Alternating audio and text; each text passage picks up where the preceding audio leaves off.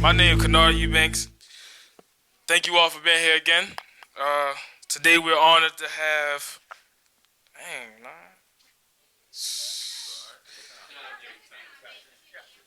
Today we're honored to have several key partners and leaders with us today. Each speaker will share brief remarks about today's milestone and a work ahead. All right.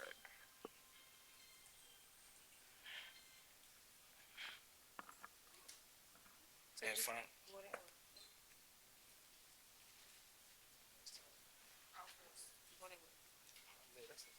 Let's give it up for the young king, y'all.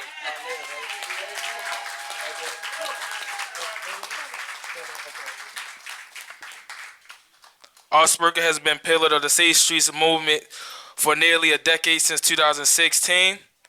Has served in nearly every role the program offers and now leads the Safe Streets McElderry Park and Site, if I said that correctly. Did I say that correctly? Okay. Director, please welcome Kennard Miles. Thank you.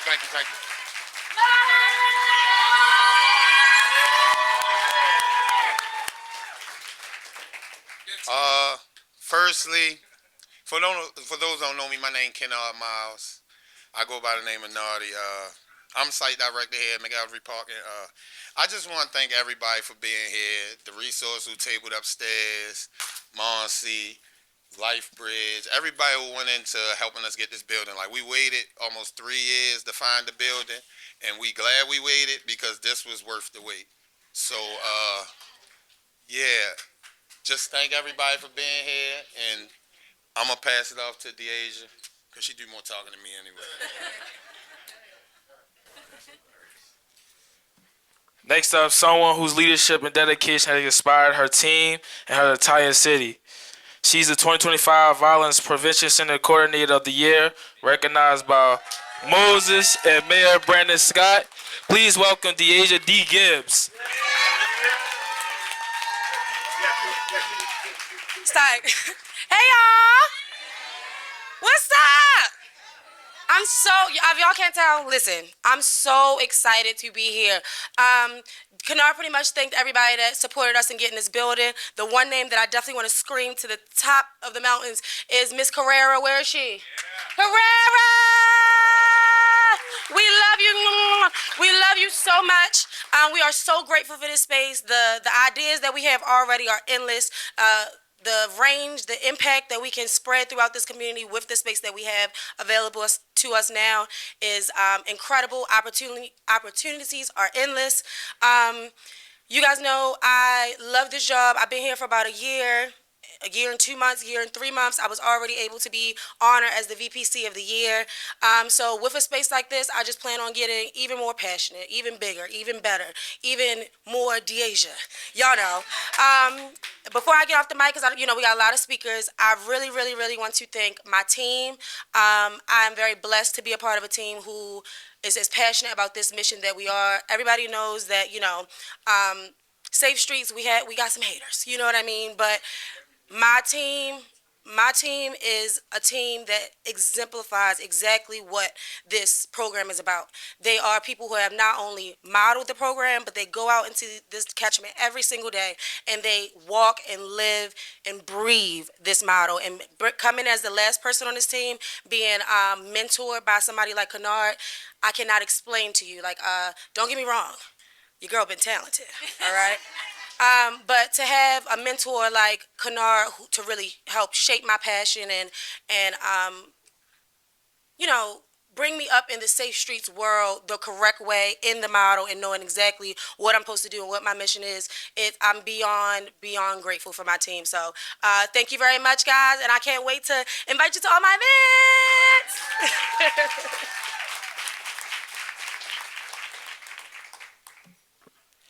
Our next guest is a true advocate for family and communities across Baltimore as an executive director at the Center for Hope. He leads groundbreaking work in trauma response, violence prevention, and healing. Please join me in welcoming Adam Roseberg.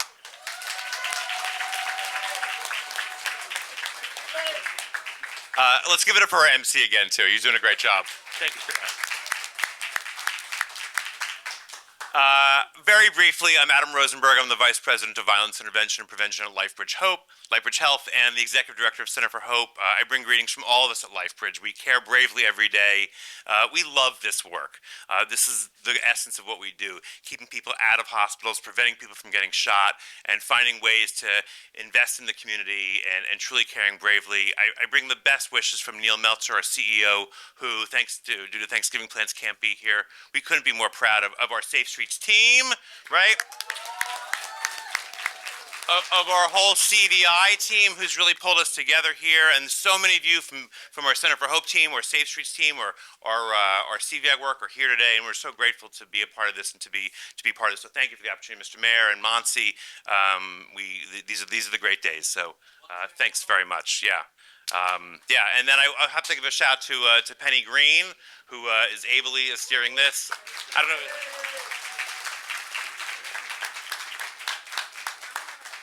Got it.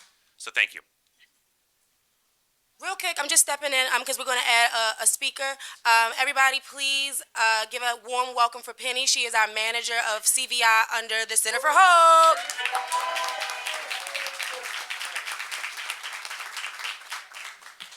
Good afternoon, everyone. My name is Penny Green. I'm the Deputy Director for the Community Violence Programs here at Center for Hope. And I am just in awe and just like excited to see all of you here. It just does my heart well to just see so many people here. And I'm just grateful for like how we've gotten here. It didn't happen overnight. And this journey of CVI work, it was not just this place. It has been a journey of where we were 5-6 years ago. We're not where we are or where we were. So I am grateful just for the jobs and the work and the effort and the energy that has gone into building up this team, building up Safe Streets as a whole. And I am just grateful and glad that each and every one of you can share in this moment with us, and that we continue to do the work and the work of healing. Thank you. Thank you so much.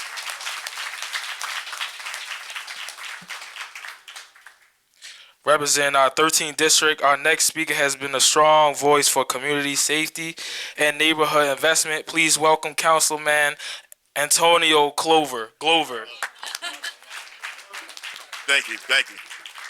I just want to send my gratitude to the Safe Streets organizations. You know, I'm one that if I see something ain't right, I'm going to speak up and I'm going to say something, right? But what I can say that's right is that Safe Streets has made some great changes here in the McElderry Park community. I witnessed great changes in the McElderry Park community.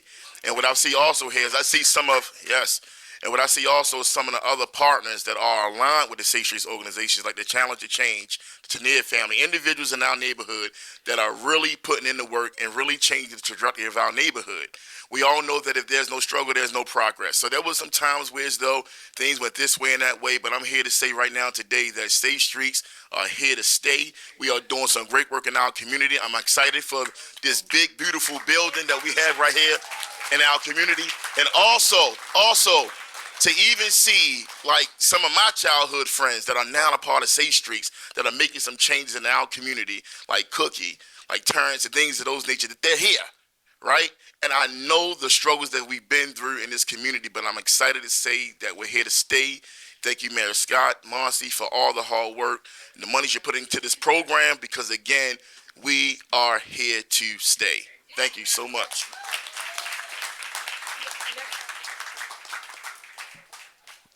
Next up, it's my honor to welcome the Mayor of Baltimore City, a lifelong public servant, commitment, public safety, equality, opportunity for all residents under the leadership, Mosaic and Safe Streets, continue to expand to strengthen their impact. Please welcome Mayor Brandon M. Scott.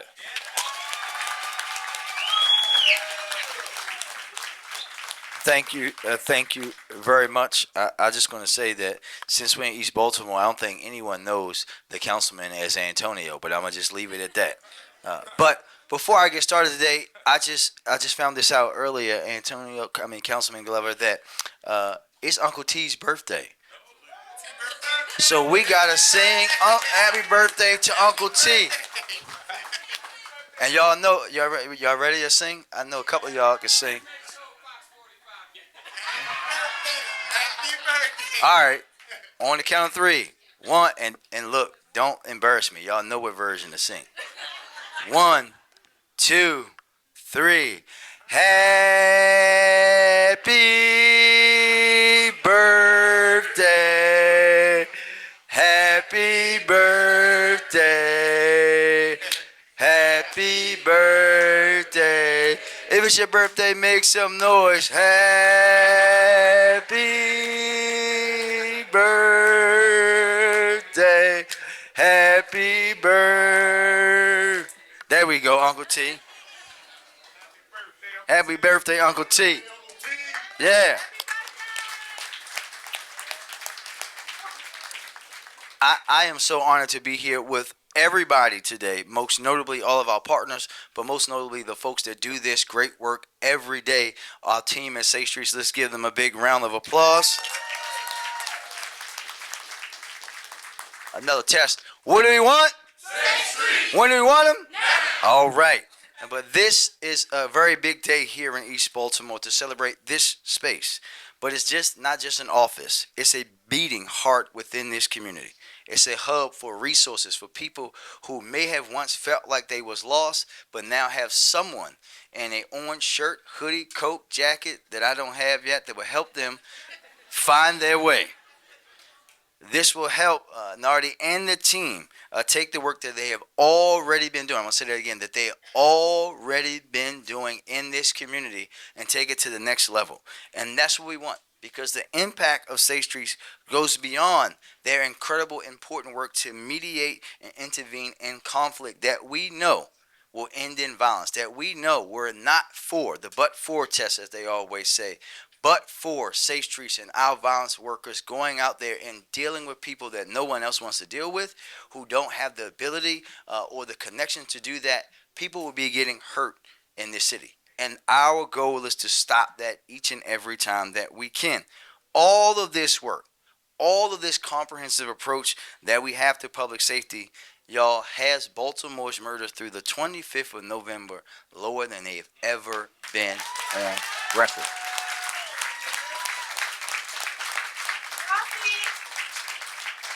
Because there's not one thing, there's not one agency, one Safe Street site, one mayor, one hospital system, thank you again, LifeBridge, that is going to do this. The way that we're doing it is together. And there are some people that don't like that we're all doing it together. And we're going to keep telling folks that together is the only way, because we've seen the other way. It didn't work, and this way is working. So again, I want to thank all of us, everybody in this ecosystem, everybody that is a partner, every person that stands up and says that we have to continue this work this way, because it is the only way that we can do it. Thank you very much.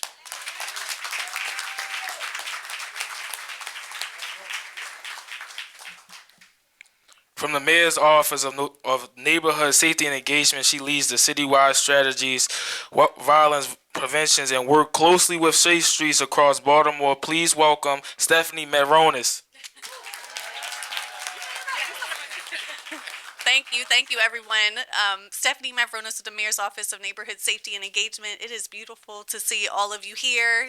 This space is amazing. I can't wait to see it fully activated, and I know the team has been waiting, like they said, for a dedicated space to be able to really do their work on behalf of the community, and just so grateful that this is such a visible space in the community, and looking forward to all that's to come. Just want to say a couple things. I think the work of Safe Streets, the work of community violence intervention, it is brave work. It is noble work. It is work that is rooted in love for the community.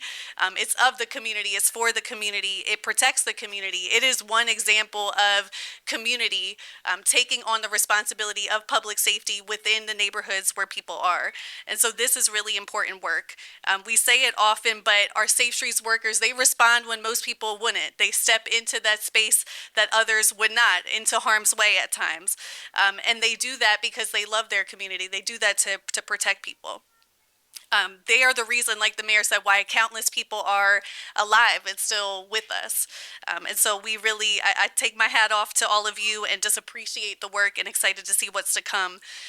This administration, Mayor Scott, has made an unprecedented investment into the work of community violence intervention, connecting efforts that have been disconnected in the past. We know that this works. We've done an evaluation into Safe Streets. We've seen that for every $1 we invest into this work, $7 to $19 in savings are generated just on the basis of prevention. And so this is a good investment for our city. And so really for us, the opening of this space, this is a manifestation of the hard work of hundreds of people, from the mayor to the residents of McElderry Park to everyone who's been serving in any capacity at this site, our partners at LifeBridge, also our partners at Catholic Charities, who play a key role in this work.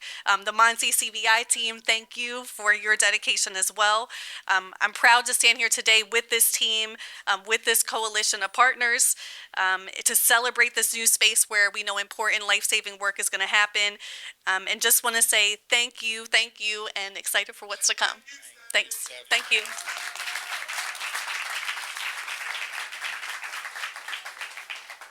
He couldn't join us today, but I just want to acknowledge that we received a citation from State Delegate Kalen Young, who couldn't be with us today. So I want to acknowledge the delegate for sending his citation.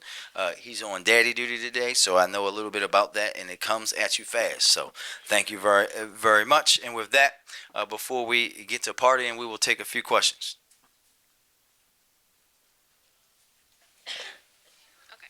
Thank you. Hi, Mayor Scott.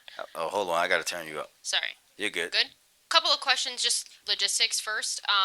You said that this building obviously waited a long time to get to this point. Can you just explain, I guess, what drew you to this specific location compared to others that may have been available? What was it about this space that really was the one?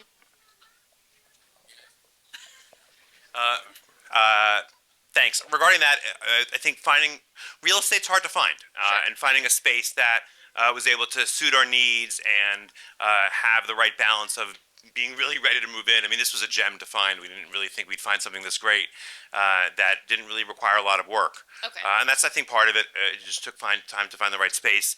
Also, we really try our best to find a space within the encatchment zone there. With limited resources, we were able to, I think, luck upon something like this. So we found the right space at the right time. And really, kudos again to Carrera and to this team here, who I think really pounded the pavement to find the right space. So thank you. Yeah. Okay. And then, Mayor Scott, this is specifically for you. We've been doing a lot of stories about Safe Streets over the years. We've seen them. Right. Surprise to nobody here. But recently, the state's attorney said that he hasn't seen any data or information about the program proving its effectiveness. I guess two-part to that. One, is that information shared with him or his office at all? And if that's true, if he doesn't see any data, what's your message to the people of Baltimore who say, why should I trust that this is working? Well, I think first, yes, that data has been provided, Okay. and I think it's not just provided for anyone. Dr. Webster's analysis, and this is not the first time. He's now done two of these, right? One a bit of time ago, and when I became the mayor, I ordered that another one happen to make sure that we were helping Safe Streets evolve. That's been proven, and I think it's very important for the residents of Baltimore, no matter what this particular TV station tries to push down your throat through their messaging every single day. The reality is that Dr. Daniel Webster is one of the most, if not the most respected academic scholars in gun violence in the world. And he has said not once, but twice, that Safe Streets has this impact that he says, not that we said, but independently that he says. And not just, as you heard from the director, about saving lives, which is the most important, but also about saving money. And we continue to say, and as I'll say, and I'll be talking about this with the state's attorney when him and I actually talk, right, that we have this information, we know this information has been provided, and we will continue to provide it as Safe Streets evolves. Justin?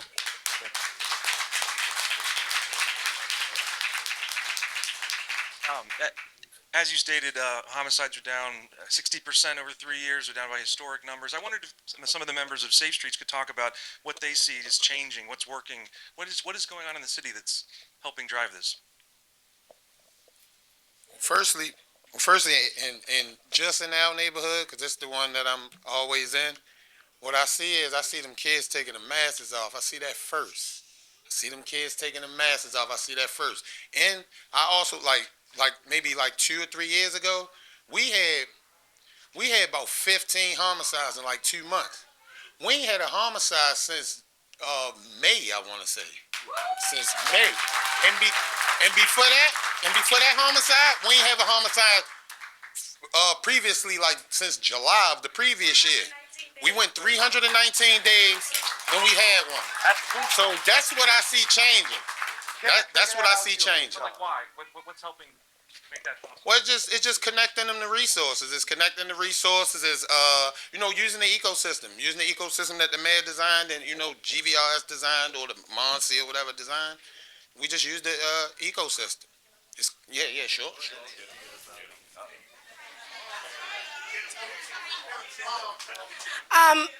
I know there's a lot that is going on that is a part of this change. But the biggest thing that I've noticed is that there's being a shift in the culture. Our communities follow the culture. And for years and years, most of my life, I'm 27 years old, the culture in Baltimore was violence. It was accepted. Nobody turned a blind eye. 6 or 7 people could be murdered at a gas station, and it would be a 30-second clip on the news. It just became a part of our culture. What I have noticed working for Safe Streets and just being in the community the last couple years is that that culture is changing. And that is because not just Safe Streets alone, but the entire ecosystem is working to change the mindsets of the residents of our communities. What I mean by that is, as we all know, everybody in Orange, you've heard us say it a billion times, violence is a disease.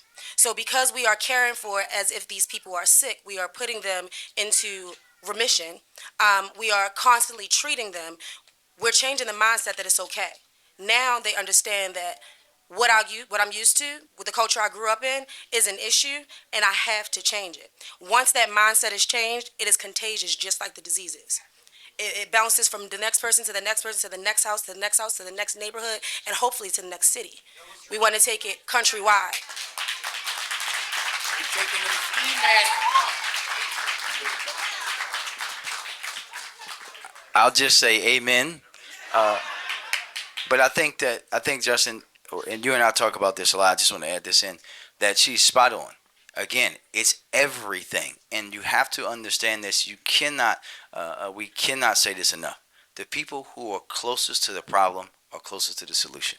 And when you talk about that culture shift, the fact that when we built this, right, when we built the CVIP, we actually went around the whole city talking to folks about what they wanted to see in their communities. Uncle T, for example, had been asking for years to be brought into helping.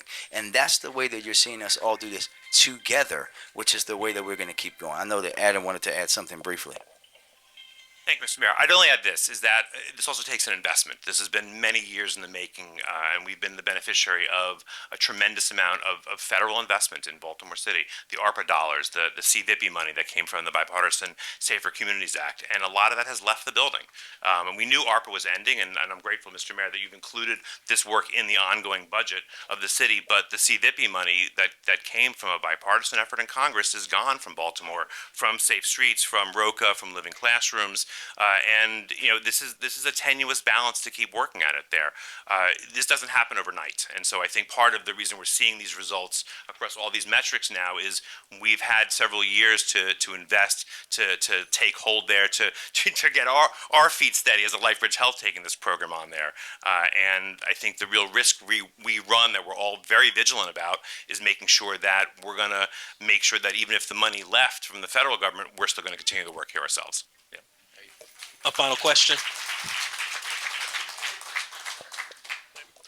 So the city has so many CVI programs working in so many different communities across the city. Can you talk a little bit about how partnership between the different CVI programs looks and how that manifests on the ground in a place like this? Well, I think that one, the fact that everyone's communicating and talking is a big deal.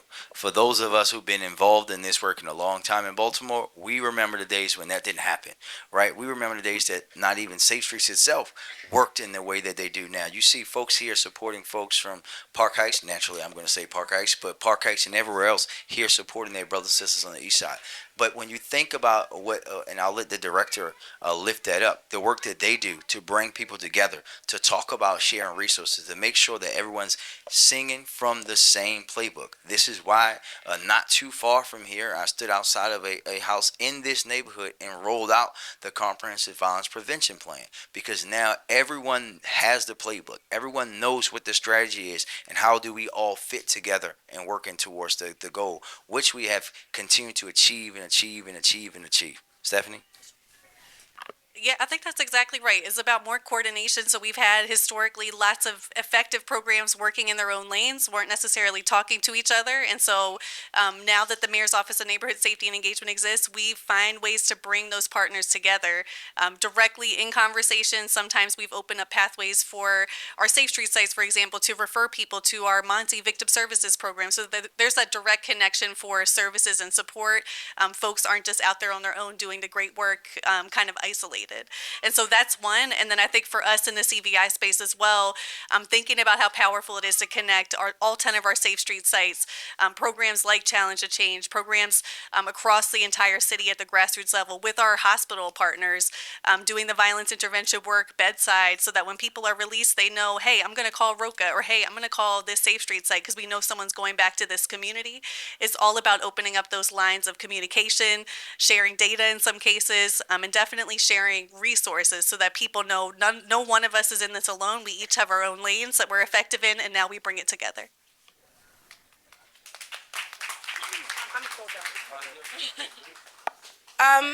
Thank you guys for being here. We are super excited for you guys to see the building. Upstairs, we have multiple resources. We have a barber here giving away free haircuts if any kids need some haircuts. Pleasant Beginnings is in the building giving away hats and gloves and clothes. We have Moed upstairs. We have a lot of good things upstairs. So if the community feel welcome to go up there. In a couple minutes, we'll make another announcement where we're giving away turkeys for Thanksgiving. In the meantime, bump some shoulders, get to know each other. Let's love on each other. 3, 2, 1. Yeah!